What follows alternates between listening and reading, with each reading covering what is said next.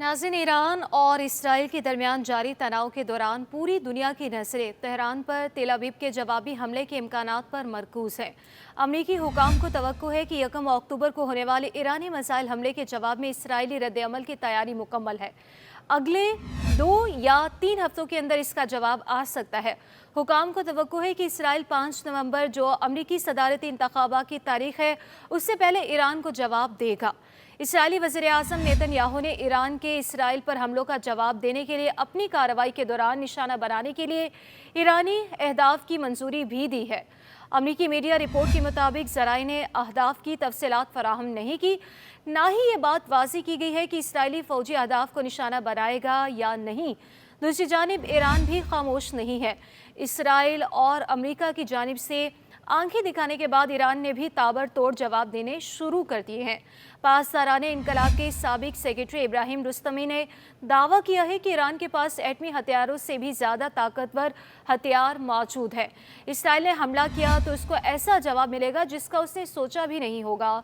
साबिक इसराइली वज़ीर-ए-आज़म ने पिछले हफ्ते कहा था कि ईरान की न्यूक्लियर तनसीबात पर हमले के लिए मशरिक़ वुस्ता में तारीख़ी सूरत हाल आ चुकी है, जिसके बाद ईरानी पार्लियामेंट के 39 अरकान ने सुप्रीम नेशनल सिक्योरिटी काउंसिल से मुतालबा किया था कि यहूदी रियासत की धमकियों के तनासुर में न्यूक्लियर हथियारों की तैयारी की इजाज़त दी जाए। ईरान की defence doctrine supreme leader Ayatollah Ali खामनई के फतवा के तहत है, जिसके तहत न्यूक्लियर हथियारों की तैयारी मुमानियत है। दूसरी जानिब ईरानी वज़ीर दिफा जनरल अजीज नसीरजादा और अमेरिका की जानिब से मकबूजा सरजमीनों में थार्ड फ़ज़ाई दिफाई सिस्टम नस्ब किए जाने पर कहना था कि थार्ड एक एंटी बैलिस्टिक मिसाइल सिस्टम है जो नया भी नहीं और पहले भी मकबूजा सरजमीनों में नस्ब रहा है। वज़ीर दिफा जनरल अजीज नसीरजादा ने कहा कि हम इसे दुश्मन की नफ्सियाती जंग का हिस्सा समझते हैं और ये मामला भी हमारे लिए कोई ख़ास मसला नहीं है। उन्होंने कहा कि सहूनी हुकूमत की धौंस धमकियाँ भी कोई नई बात नहीं है और हमेशा रही हैं। जबकि उधर इसराइली हुकाम ने ईरान के लिए जासूसी के इल्ज़ाम में एक इसराइली शहरी को गिरफ्तार भी कर लिया। इसराइली मीडिया के मुताबिक हुकाम ने दावा किया कि गिरफ्तार इसराइली शहरी व्लादिमीर वीरहोस्की ने ईरान के लिए जासूसी और रकम वसूल करने का एतराफ़ किया है।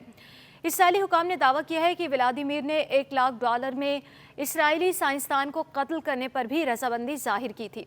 मीडिया रिपोर्ट के मुताबिक इसराइली हुकाम ने यह भी दावा किया है कि ईरान की इसराइलियों को जासूसी के लिए भर्ती करने की कोशिश नाकाम बना दी गई है।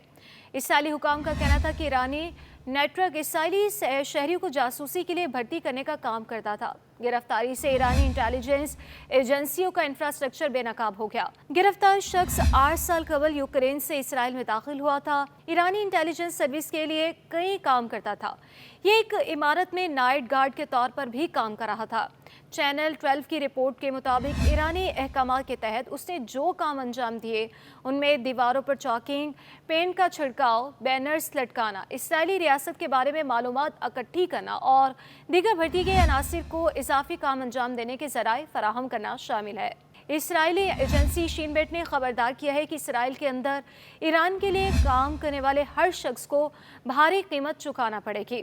शीन बेट ने 2 रोज़ कबल ऐलान किया था कि इसने वज़ीर दिफा और वज़ीर-ए-आज़म नेतन्याहू समेत इसराइली अहलकारों को कत्ल करने की ईरानी कोशिश को नाकाम बना दिया है। उन्होंने मज़ीद कहा कि तेल अवीव के शुमाल में वाक़े रामात गान से 2 इसराइली को गिरफ्तार किया गया, जिन पर तेहरान के लिए जासूसी का शुबा है।